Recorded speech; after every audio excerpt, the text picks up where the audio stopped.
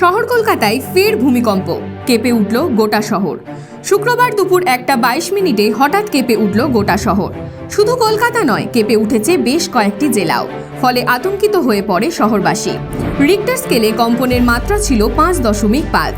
এই কম্পনের জেরে কলকাতার বিভিন্ন অফিস থেকে মানুষ রাস্তায় নেমে আসেন। তাদের চোখে মুখে ছিল ভয়ের আতঙ্ক। কলকাতা সহ জেলার বিভিন্ন অংশেও এই কম্পনের জেরে তীব্র আতঙ্ক তৈরি হয়। বিভিন্ন অফিস ছেড়ে সাধারণ মানুষ পথে বেরিয়ে আসেন। অ্যাকচুয়ালি কিছুক্ষণ আগে আমাদের হঠাৎ আমাদের দেখছি যে আমরা চেয়ার টেবিল দুলছে, ফ্যান, সিলিং ফ্যান দুলছে। তো আমরা যারা স্টাফ ছিল, বাকি সব স্টাফ আমাদেরকে সতর্ক করলো যে ভূমিকম্প হচ্ছে।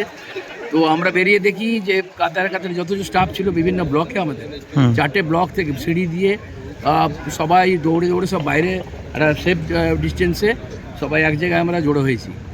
আমরা মানে প্রত্যেকে আতঙ্কিত যে এই ভূমিকম্পের ব্যাপারে। আমরা কোনোদিন এই নতুন বিল্ডিংয়ের পর এইরকম ফেস করিনি।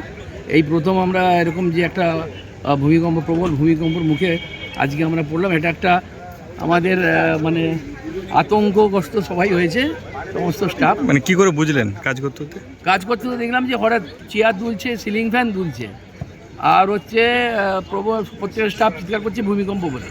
তো ন্যাচারালি প্রত্যেকে অ্যালার্ট করছে বাইরে যাওয়ার জন্য। তো সেই থেকে আমরা বাইরে সব বেরিয়ে এলাম। কিছুক্ষণ পর পরিস্থিতি স্বাভাবিক হয়। তবে বিগত কয়েকদিনে রাজ্যে যেভাবে ভূমিকম্প দেখা দিচ্ছে তাকে হেলাফেলা করতে পারছেন না আবহবিদরাও। কম্পনের উৎসস্থল ছিল বাংলাদেশের সাতক্ষীরা থেকে 17 কিলোমিটার দূরে। News India.